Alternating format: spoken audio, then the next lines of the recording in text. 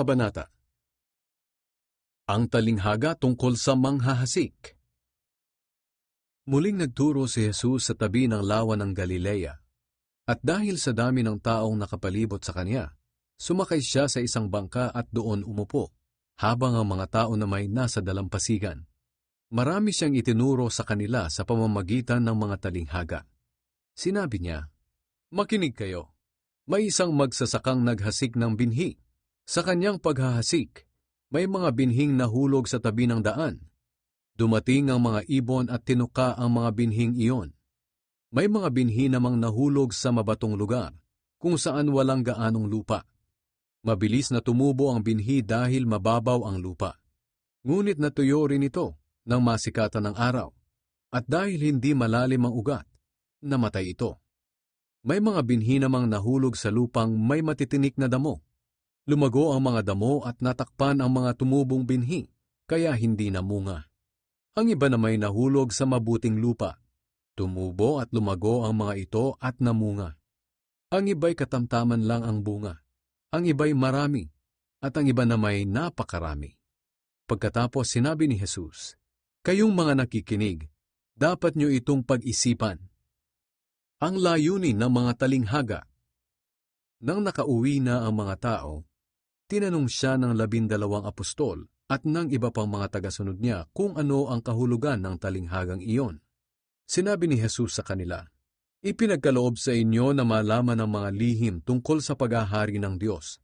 Ngunit sa iba ay pinapahayag ito sa pamamagitan ng talinghaga, upang matupad ang nakasulat sa kasulatan. Tumingin man sila ng tumingin, hindi sila makakakita.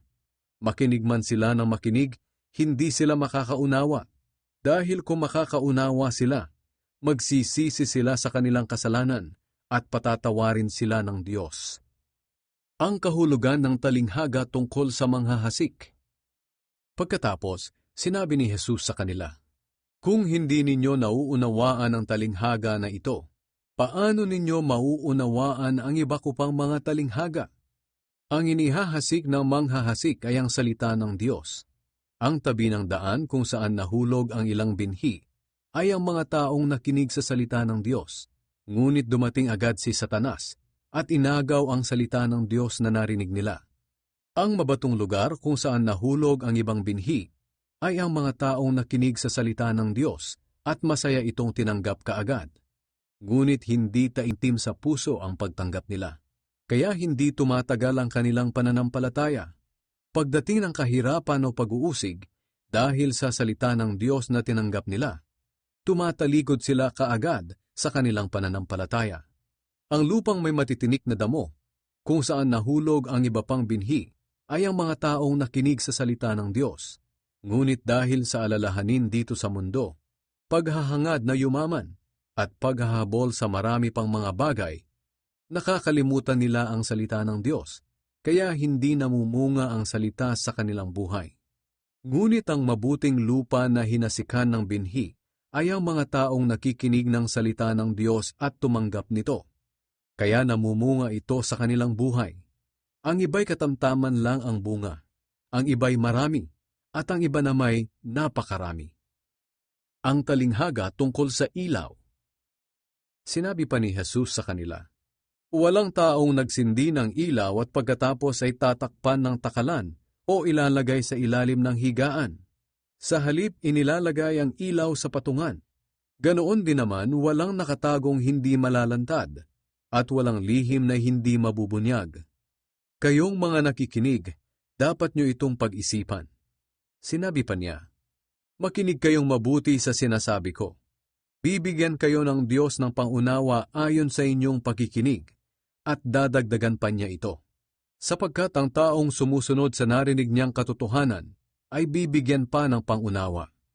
Ngunit ang taong hindi sumusunod sa katotohanan, kahit ang kaunti niyang naunawaan, ay kukunin pa sa kanya." Ang paghahalin tulad sa binhing tumutubo. Sinabi pa ni Jesus, "Ang paghahari ng Diyos ay maitutulad sa kwentong ito. May isang taong naghasik ng binhi sa kanyang bukid. Habang nagtatrabaho siya sa araw at natutulog sa gabi, ang mga binhing inihasik niya ay tumutubo at lumalago kahit na hindi niya alam kung paano. Ang lupa ang nagpapatubo at nagpapabunga sa tanim. Sisibol muna ang mga dahon, saka ang uhay, at pagkatapos ay ang mga butil. At kapag hinog na, inaani ito ng may-ari dahil panahon na para anihin. Ang paghahalintulad sa buto ng mustasa. Sinabi pa ni Jesus, "Sa ano kaya maitutulad ang paghahari ng Diyos? Sa ano ko kaya ito maihahambing? Katulad ito ng isang buto ng mustasa na siyang pinakamaliit sa lahat ng buto. Ngunit kapag naitanim na at tumubo, nagiging mas mataas ito kaysa sa ibang mga halaman. At kahit ang mga ibon ay nakakapamugad sa lilim ng mga sanga nito." Marami pang talinghaga o mga paghahalintulad na gaya ng mga ito ang ginamit ni Jesus sa pagtuturo sa mga tao ayon sa makakaya ng kanilang pangunawa. Hindi siya nangangaral sa mga tao nang hindi gumagamit ng talinghaga, pero ipinapaliwanag naman niya sa mga tagasunod niya kapag sila-sila na lang. Pinatigil ni Jesus ang malakas na hangin at alon. Kinagabihan, sinabi ni Jesus sa mga tagasunod niya, "Tumawid tayo sa kabila ng lawa." Kaya iniwan ng mga tagasunod niya ang mga tao at sumakay na rin sila sa bangkang sinasakyan ni Jesus. May mga bangka ring sumunod sa kanila. Habang naglalayag sila, biglang lumakas ang hangin. Hinampas ng malalaking alon ang bangka nila at halos mapuno na ito ng tubig. Si Jesus ay nasa hulihan ng bangka at natutulog ng nakaunan. Ginising siya ng mga tagasunod niya. "Guro, malulunod na tayo.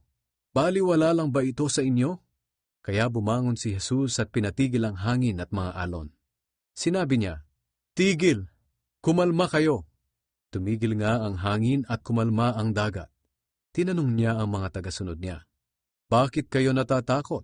Wala pa ba kayong pananampalataya sa akin?" Takot na takot sila at nag-usap-usap. Sino kaya ang taong ito na kahit ang hangin at ang dagat ay sumusunod sa kanya?